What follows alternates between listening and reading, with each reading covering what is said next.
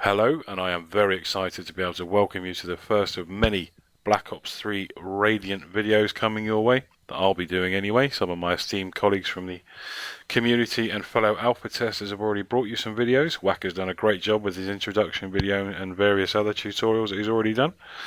Zeroy's also put some great videos out of creating some geometry and showing you how some of the new things work in Radiant, or how they could possibly work. And in this video I'm going to be doing much the same. I'm going to be taking you in depth with the tools and showing you the new UI or user interface, and to put your mind at rest for those of you who have used Radiant before, a lot of the process still remains the same, so it is still Radiant. It's just much improved. So without further ado, let's jump into it and see what's different. So here we are inside the Black Ops 3 alpha version of Radiant. It's called Radiant Black Edition, a very apt name, I must say.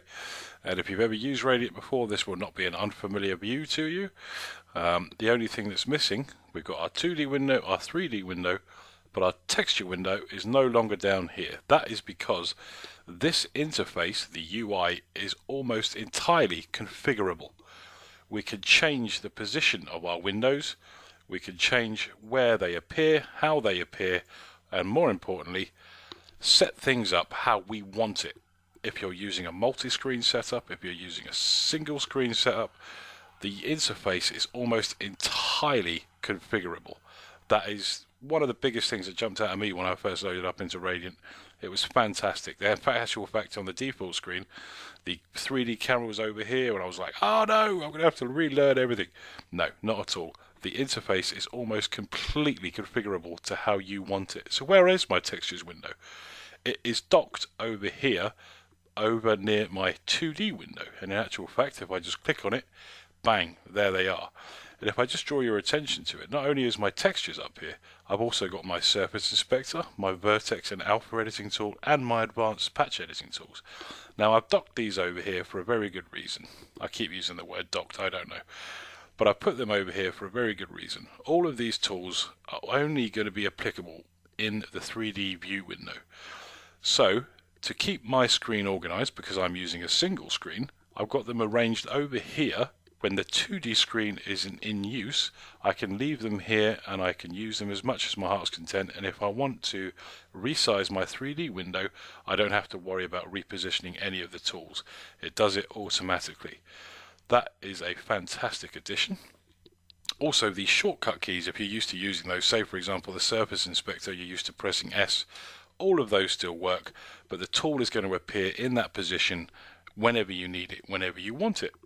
That is great for me, keeps everything organized, keeps my workflow just like butter, nice and smooth.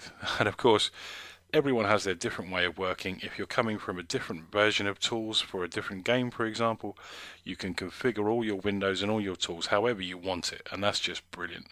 There's so much customization here. I can't go into detail too much because this video would be too long, but let's just say you can almost entirely 100% configure this thing to your liking. The excitement doesn't end there, of course. The improvements are very much everywhere within this version of Radiant. It's just superb. It's grown so much, it's expanded so much, everything has just been polished and made better with all the new additions. But let's take a look at the really exciting stuff. Let's load into a map. Let's load into a little test map I've been working on, and as soon as I load in, there's going to be a couple of things that hit you straight away. First of all, you can see the smoke billowing out of the front of that vehicle there. Everything is happening in real time in Radiant. It is absolutely unbelievable. I cannot tell you how happy I am to see this evolution come into this set of tools. It is just amazing. If I just throw you a little bit around this little test map I've been working on. This is called Little Canyon for obvious reasons. If I just zoom around to the front of this vehicle, we could see fire, we could see thick billowing smoke, we've got particle effects and dust, we've got our sunlight coming in, we've got a little bit of fog creating a bit of atmosphere into the map, our trees are swaying in the wind, our foliage is moving, all of this shadowing, it's all happening, lighting, everything, all in real time in Radiant. Unbelievable. Superb. So let's get down into the meat and potatoes of it, shall we? If you're experienced using Radiant and you're sitting there wondering how steep the learning curve is going to be, have I wasted all those years learning different things that I'm now going to have to forget and relearn? No, definitely not. I've been using these tools for a couple of days now, and I can tell you within the first couple of hours of using them, I felt very comfortable. The process of building terrain and using brushes, adding entities, there's some slight differences in the way we do things, but everything is going to be extremely familiar to you. This is also great news for any newcomers, anyone who's new to this, because all of the experience that's been gained by the community and all of the tutorials, all of the forum chats, everything is still going to be applicable to this version of Radiant as far as building geometry goes. Obviously, there will be some differences in how we do certain things, like, for example, adding entities, but all of these things are going to be vastly improved with this version of Radiant. I will show you and demonstrate that to you now by adding some models or entities and some FX, which is all, as we've talked about, done in real time in the editor. Unbelievable.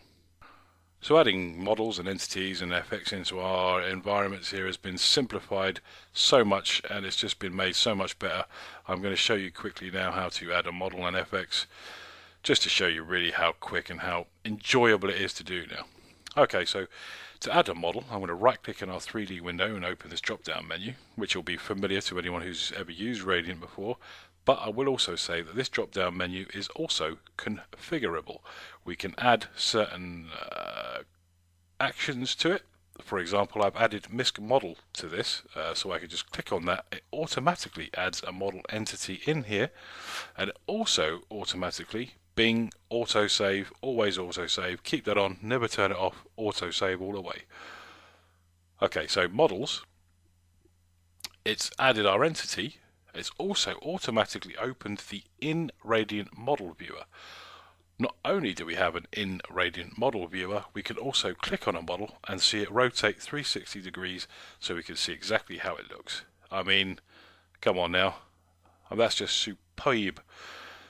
Okay, so once we've selected our model that we want, we double click and there it is. We have it inside our environment. So again, if you're used to using Radiant, you'll be used to these toggle buttons here, which for entities, they apply a random scale and rotation. It also plants the model to our terrain to make sure it's level. We can have these on. So let's plant that to terrain. I'm not going to go into too much detail here. That is now level with our ground. If we want to add more of that, and we don't want to copy and paste and have to replant it, press and hold Control and Alt and left click, and that will add the same model with a different scale of rotation, plant it to the ground. Superb. It's the model viewer really that's the new addition, and it really makes it much easier to use. And there's various other options we can go into at a later date, but suffice it to say, the process of adding a model, or entity, and just about everything else has been vastly improved. It's just really great. It's the same for FX as well. So when it comes to adding FX into our map, this is the first time we've ever been able to do it in real time, and I can't tell you how much better it is to be able to do this, to be able to see it in game, how it's going to look, to be able to manipulate it in real time. Just brilliant. Okay, so there's a couple of different ways we can add FX into it. The longer way is to go up to FX and hit New Effect. It adds an FX entity into our environment, and then we press N to bring up the entity info, and then we can edit it from there. I have got a slightly different way. The quicker way is to configure our drop-down menu and add a quick guide or a quick option for it. Hit FX, it adds the entity, but also opens up where our FX and our animations are stored. They're stored neatly, very well organized. So all we need to do in this case, I'm going to go for a fire, a couple of different options. When I'm going to choose that one, double click it, and that has now applied that FX in real time in our environment.